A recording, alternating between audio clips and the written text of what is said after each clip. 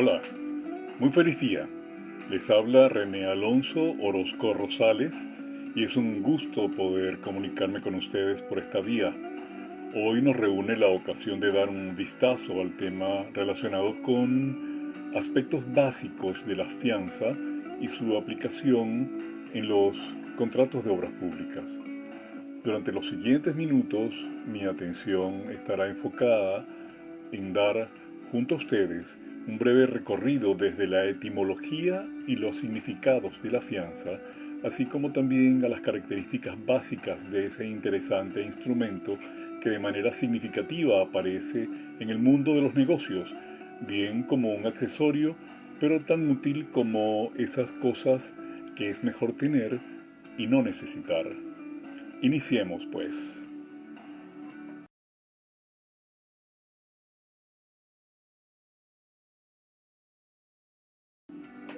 Significados, definiciones,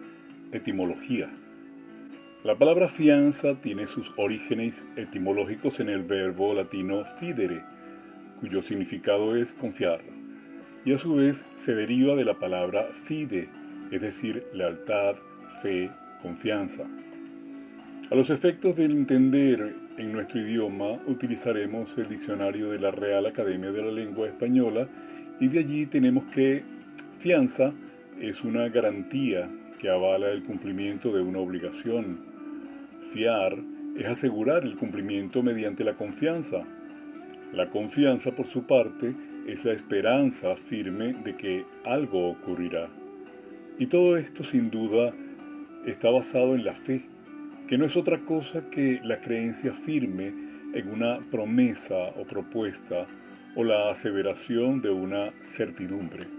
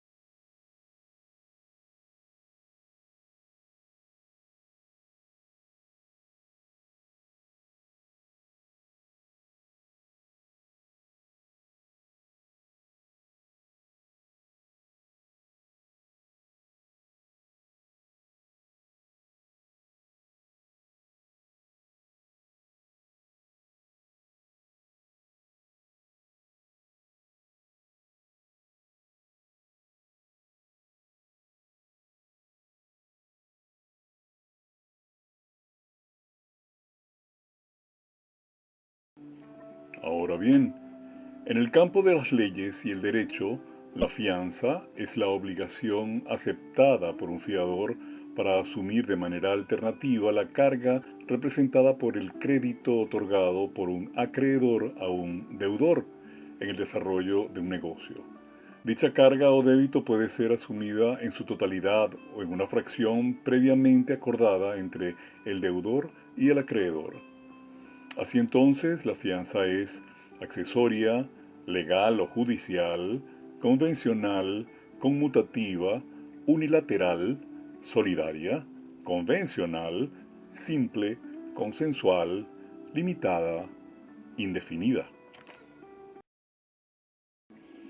Al ser la fianza un elemento que interviene accesoriamente en un contrato bilateral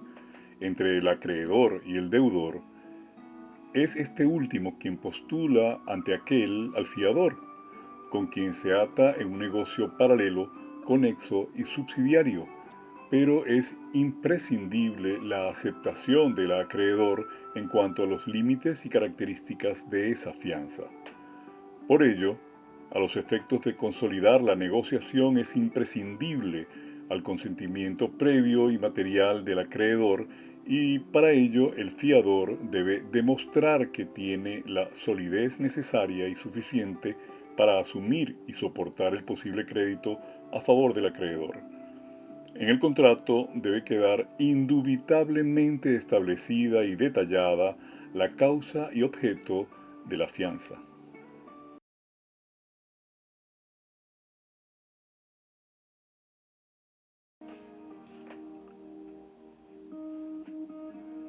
Tenemos cuatro tipos básicos de fianzas. En primer lugar está la fianza que llamaremos común u ordinaria, donde, siendo un contrato accesorio suscrito entre el deudor y el fiador, está condicionado a la aceptación del acreedor. En este caso, si el deudor incumple lo pactado con el acreedor, el fiador responderá dentro de los límites y plazos acordados y aceptados.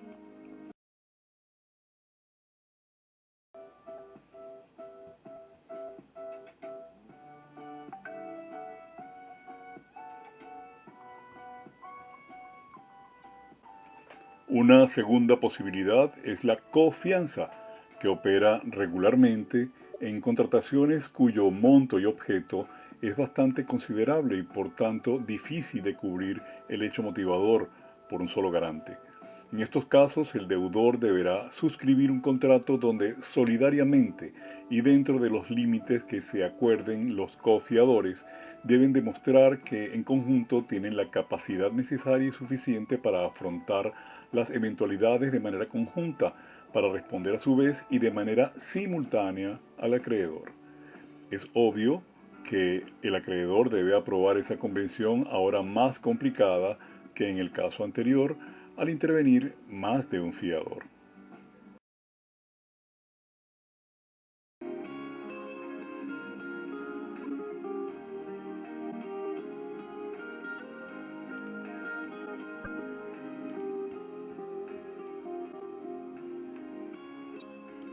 Un tercer tipo es la subfianza. Pudiéramos entender este caso como una variante poco común del anterior, al coexistir en el negocio más de un fiador, pero esta vez actuando no en conjunto, sino en paralelo. Son entonces dos contratos subsidiarios o accesorios al negocio principal. Pudiera decirse que la subfianza es en lo material un seguro del seguro, una garantía de la garantía. La subfianza opera a favor del acreedor en caso del obvio incumplimiento del deudor, pero también atendiendo el incumplimiento del fiador principal.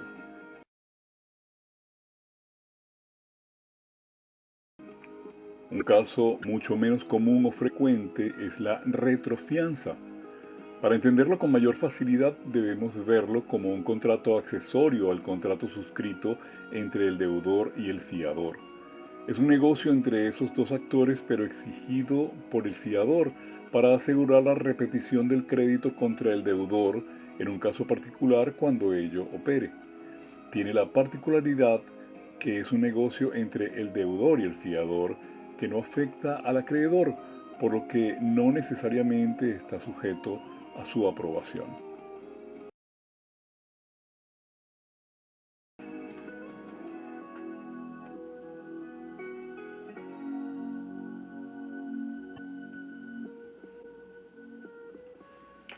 Veremos ahora un ejemplo práctico del uso de las fianzas en el mundo real. Se trata de uno de los negocios más productivos y lucrativos del mundo, como lo es la construcción de obras públicas. Pacto realizado por un contratante que es siempre el Estado, mediante alguno de sus operadores oficiales, tales como ministerios, gobernaciones, alcaldías o las llamadas empresas públicas. La contraparte es siempre una empresa o grupo de empresas privadas que se encargan de la materialización de los proyectos en el sitio, mientras que la actuación de los organismos y entes se remite a la administración de los recursos financieros que soportan el proyecto, además de realizar las verificaciones, inspecciones y demás actividades que comprueben la actividad en calidad, cantidad y tiempo de acuerdo a las limitantes específicas del contrato. En nuestro país, este tipo de contrataciones se rige por la llamada Ley de Contrataciones Públicas y su respectivo reglamento, siendo estos contratos o convenios del tipo adscripción,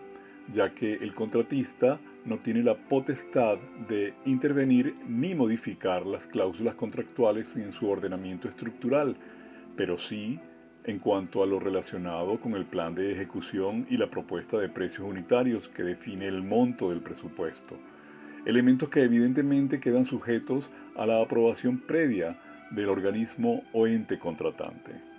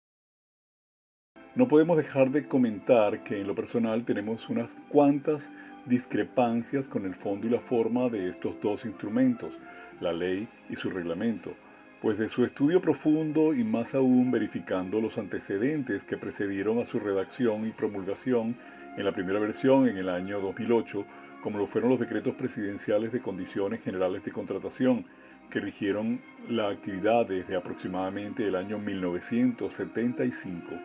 observamos que dejan unos cuantos elementos estratégicos, los cuales en la práctica resultan o al menos tienen la potencialidad de ser inconvenientes a los intereses del Estado Nacional y favorecen abiertamente a los contratistas, según nuestra opinión, lógicamente. Pero ese es un tema interesante para tratar en otra oportunidad.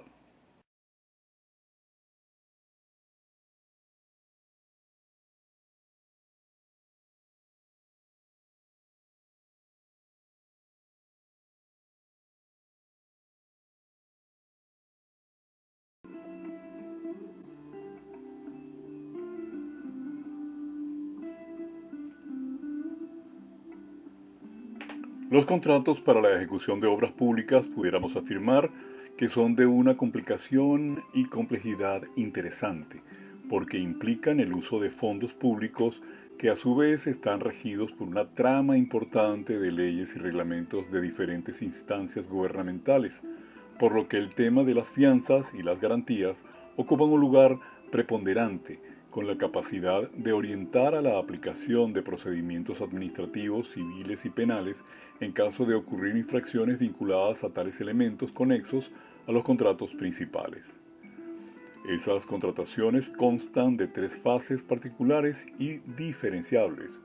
La precontractual, que se refiere a los procesos de selección de contratistas, la contractual formal, que corresponde al momento de la materialización burocrática del contrato, desde el momento posterior al aviso al contratista de su selección hasta la suscripción del instrumento por parte de los co-contratantes. Una tercera y última fase es la postcontractual, que incluye la implantación en el sitio o materialización del proyecto objeto del contrato. En las tres fases la fianza está presente en diferentes formas y objetivos, jugando un papel limitante y condicionante.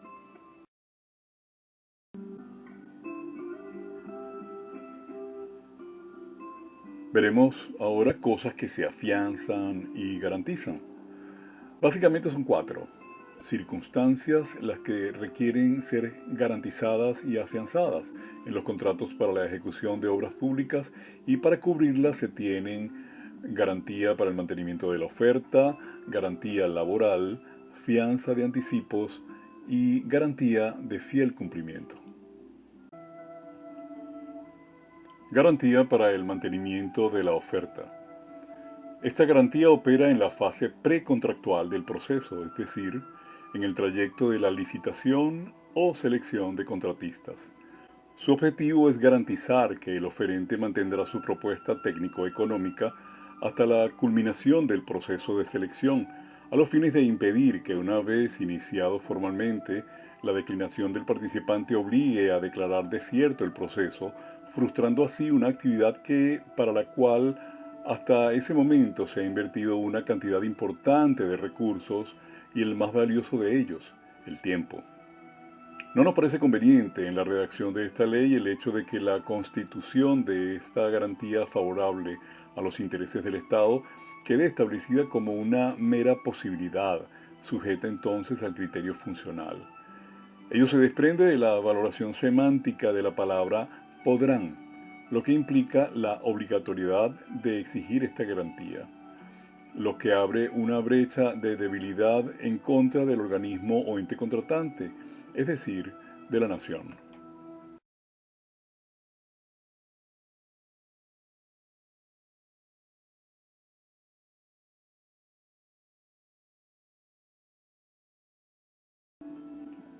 La fianza laboral. Este es un tema en el cual nos explayaremos un poco por lo importante desde el punto de vista incluso histórico.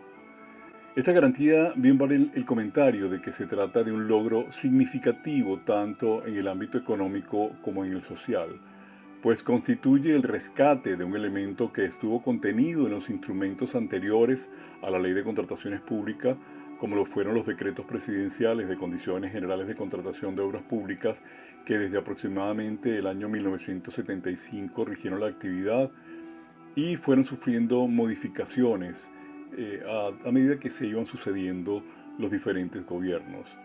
Modificaciones perniciosas y contrarias a los intereses del Estado, en nuestro criterio, hasta que el último decreto promulgado en el año 1996 excluyó definitivamente esta garantía a favor de los trabajadores de esa industria, dejándolos a merced de los contratistas, quienes aprovechándose de esa circunstancia y de las modificaciones que se hicieron en paralelo a la ley del trabajo, dejaron sin prestaciones sociales a esos trabajadores, pero dentro de la estructura de costos sí continuaron previstas, de manera tal que, de acuerdo al contrato, el Estado pagaba a los contratistas por ese aspecto, pero estos no tenían realmente la obligación de cancelárselo a los trabajadores, a menos que fuese en un proceso largo judicial en el cual los trabajadores no se metían, por lo que los contratistas podían quedarse en definitiva con ese dinero que llegó a superar al 250% del monto del renglón mano de obra en la estructura de costos, que a su vez representaba más del 60% de todos los costos directos de las obras. En relación al caso concreto que hoy nos ocupa, como lo es la fianza,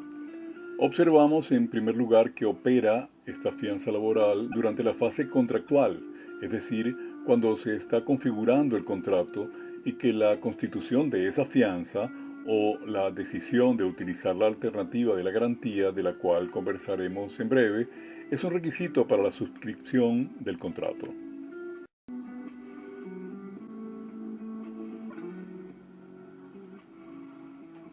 Para asegurar el pago de los beneficios laborales a favor de los trabajadores, en su artículo 124 la ley plantea la constitución de una fianza por parte del contratista, cuyo monto se establece en un 10% del costo de todo el personal incluido en la estructura de costos. Eso implica que no solo el personal obrero debe estar incluido, sino también el personal administrativo, y que la fianza debe tener como acreedor a los trabajadores y no al dueño natural del objeto del contrato principal, como lo sería el órgano o ente contratante. También se establece previamente la vigencia de dicha fianza de acuerdo a la opción de la materialización del acto administrativo representado por la recepción definitiva de la obra o vencido los 6 meses posteriores a la terminación física de dicha obra. Oportunidades temporales que le permitirían a los acreedores, es decir, a los trabajadores, recurrir al reclamo de sus créditos en caso de que el patrono incumpla sus obligaciones a este respecto.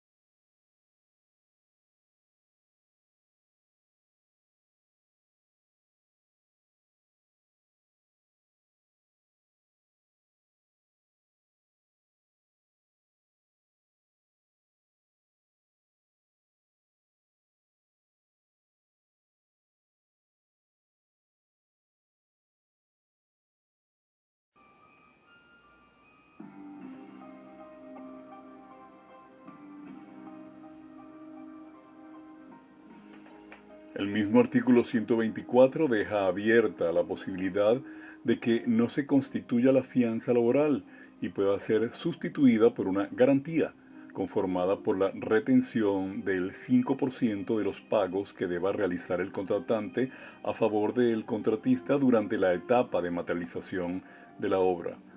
Ese crédito puede ser utilizado para cancelar a los trabajadores lo que el contratista le adeude en caso de presentarse reclamos por ese concepto. Esta ley ni su reglamento especifican una vía para que los trabajadores puedan acceder a dichos fondos en los casos de reclamación por la vía administrativa o judicial.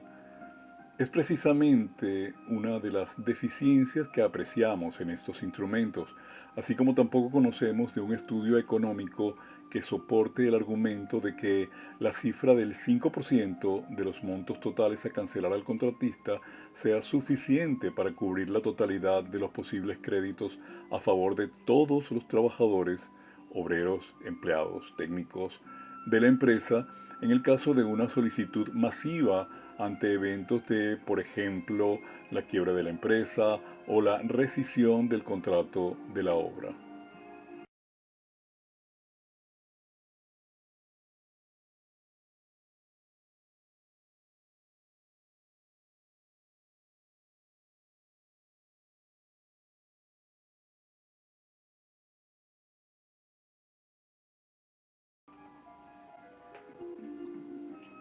Otra de las fianzas previstas en la Ley de Contrataciones de Obras Públicas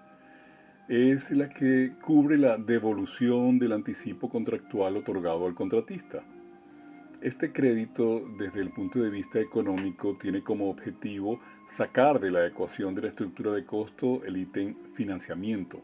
que es un elemento de importancia en el mercado, pues durante el transcurso de la ejecución de la obra, el contratista debería hacer erogaciones previas para abastecerse de los insumos necesarios para realizar su trabajo, y eso implicaría hacer unas erogaciones que, sujetas a los tiempos para recapitalizarse por medio de las evaluaciones en la medida del avance de la obra, significarían un detrimento en su patrimonio. Para evitar ese evento, el contratante adelanta una cantidad al contratista que en la práctica significa un préstamo a cero intereses, con la finalidad teórica de que sea utilizado racionalmente durante todo el periodo de ejecución de la obra, evitando la inversión de capital propio de la empresa contratista. Para asegurar el retorno de ese monto, sobre todo en los casos de rescisión del contrato por causas imputables al contratista o incluso por mutuo acuerdo, en cuyos casos el monto del préstamo no hubiese sido retornado ni cubierto con un equivalente en obra, se constituye la fianza de anticipo en favor del organismo o ente acreedor.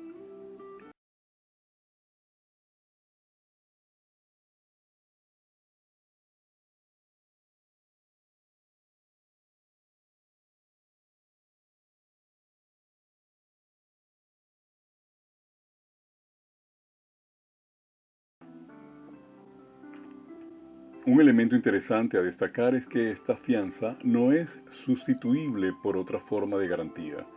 Y también es importante el hecho de que dicho préstamo se va amortizando progresivamente al hacer las deducciones de cada evaluación presentada por el contratista,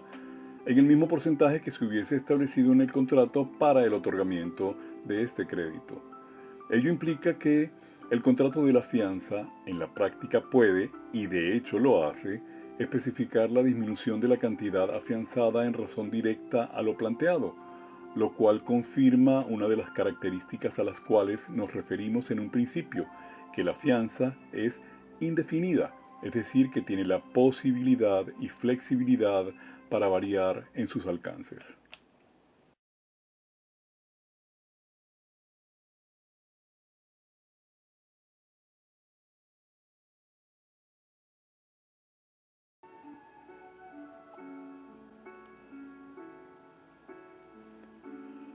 Un comentario aparte merece otro anticipo diferente pero complementario al anticipo contractual, y es el anticipo especial. La norma deja abierta, inconvenientemente de acuerdo a nuestro criterio, las causales que pudieran justificar el otorgamiento de este tipo de préstamo adicional a cero interés a favor del contratista, cuando indica que se otorga en casos debidamente justificados, sin establecer cuáles pudieran ser. Lo cierto es que pudiera inferirse que se utiliza cuando surgen situaciones imposibles de prever al momento de la contratación y que afectan de manera considerable la estructura de costos de la obra en uno o más de sus componentes presupuestarios. Este anticipo especial no puede ser superior al 20% del monto del contrato, lo que elevaría el préstamo a cero interés hasta la cota del 70% del monto total del contrato, incluyendo lo concerniente a la ganancia bruta de la empresa contratista, también llamada equivocadamente utilidad.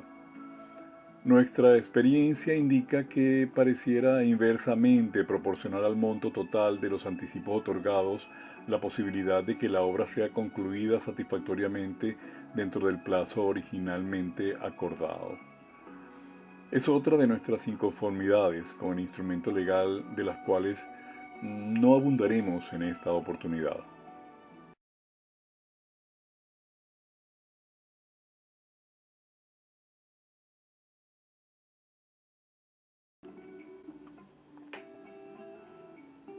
El contenido de este artículo 123 es tan interesante que merece un análisis que escapa incluso al objetivo de nuestra charla, como lo es la fianza. Pero quisiera permitirme incorporar un, ojalá, que muy breve comentario al respecto, pues subraya los motivos de mis discrepancias con el fondo del instrumento comentado.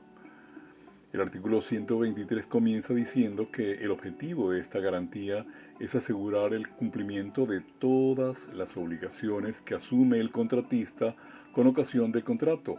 lo cual, como vimos al principio, correspondería entonces al esquema de la subfianza, situación que no vemos tratada como tal ni en el texto de la ley ni en su reglamento, por lo que la acción necesaria que la subfianza implica quedaría en un suspenso interpretativo innecesario. Decimos que es una subfianza porque ya existen fianzas para otros elementos, como hemos visto anteriormente, y esta entonces, cubriendo también a esos elementos, se constituiría en esos casos en una subfianza. Otro elemento de interés particular es que si constituye la fianza propiamente dicha, queda cubierto a favor del acreedor hasta el 20% del monto total del contrato, pero si se acoge el establecimiento de una garantía representada por retenciones parciales en cada pago que del monto total del contrato se haga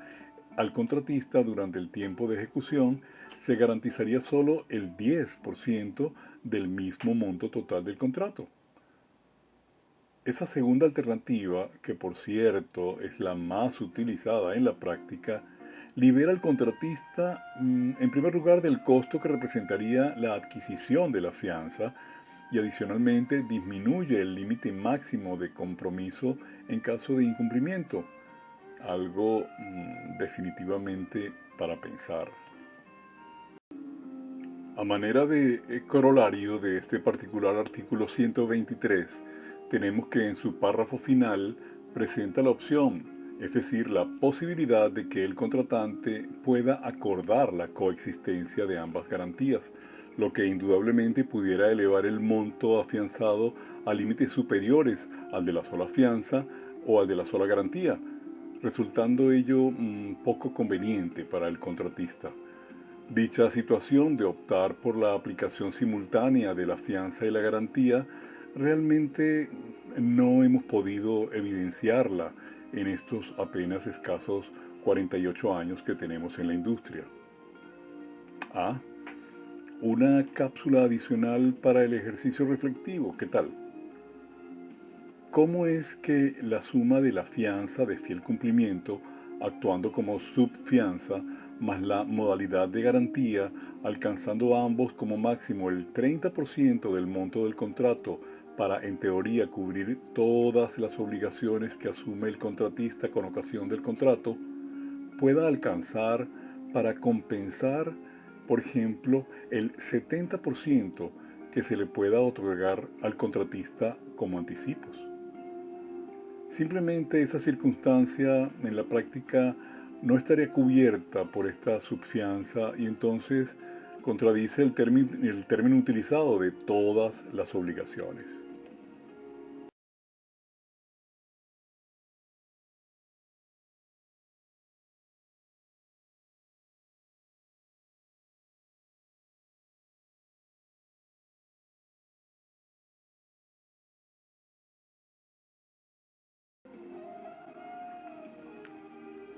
Veamos ahora el punto de la liberación de las fianzas y las garantías.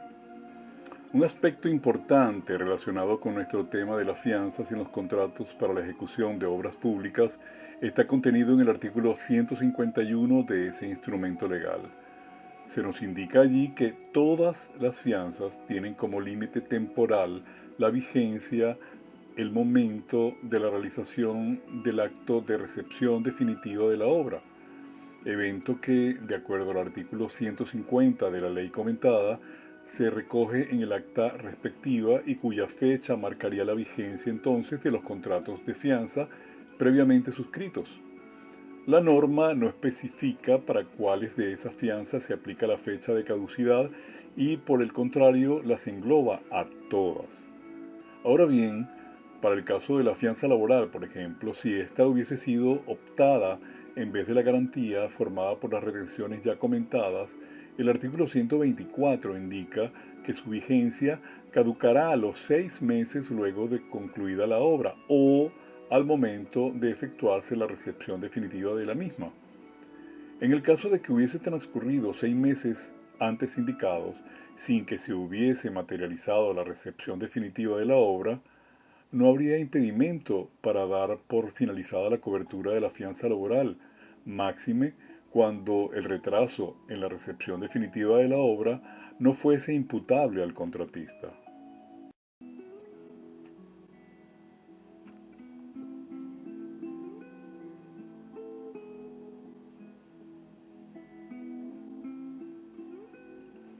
En cuanto al tema de la extinción de las fianzas, es importante comentar que aun cuando no está expresamente pautado dentro de la ley de contrataciones para la ejecución de obras públicas en los contratos, se suele indicar que con la suscripción del mismo el contratista renuncia a los beneficios que le pudieran corresponder de conformidad con los artículos 1833, 1834, 1835 y 1836 del vigente Código Civil, los cuales recomiendo revisar y considerar.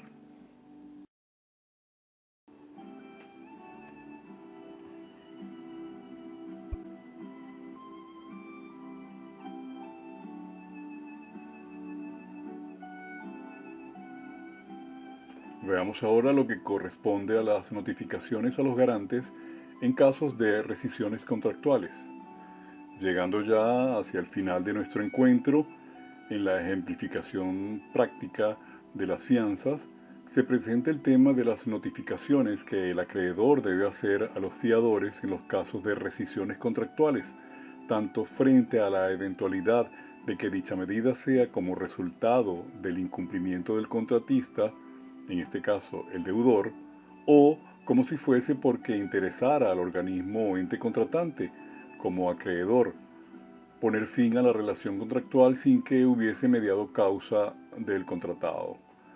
Los artículos 152 y 156 de la vigente Ley de Contrataciones de Obras Públicas tratan el caso y disponen que en ambas oportunidades debe notificarse a los garantes, es decir, a los fiadores. El motivo no es otro que ponernos al tanto de la situación de manera de prever la necesidad de compeler a los fiadores, si fuese el caso, luego de realizado el corte de cuentas y la determinación del finiquito contable con el cual se ataquen los posibles créditos y bienes del deudor, cumpliendo así con lo dispuesto en los artículos 1812 y siguientes del vigente Código Civil en lo que corresponda con esta situación.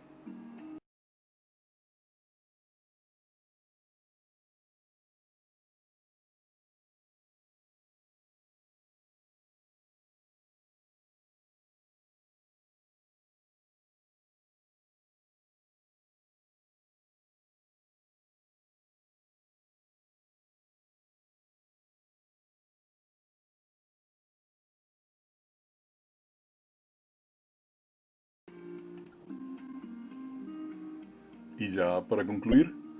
un aporte final en esta ponencia es recomendar de manera complementaria la lectura, estudio y análisis del articulado que en el reglamento de la vigente Ley de Contrataciones Públicas pueden encontrar, y para ello los oriento directamente a revisar concretamente los siguientes artículos de dicho reglamento: el 5, 32, 91, 102, 109, 127, 135, 136, 137, 169, 181, 182, 186, 187 y 194.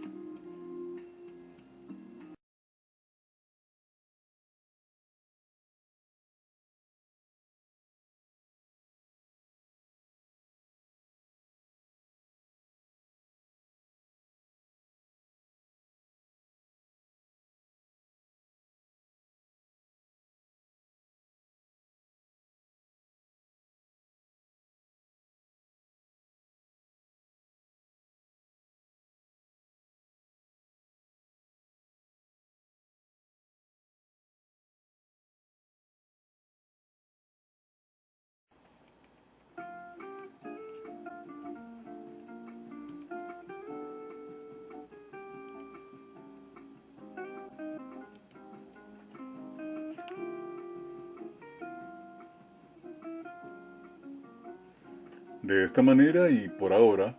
damos por concluida esta disertación acerca de la fianza y su aplicación práctica en los contratos para la ejecución de obras públicas.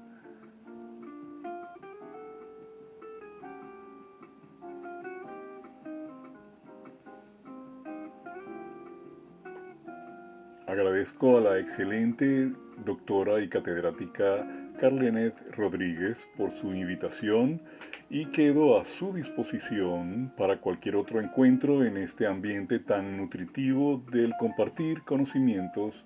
y experiencias.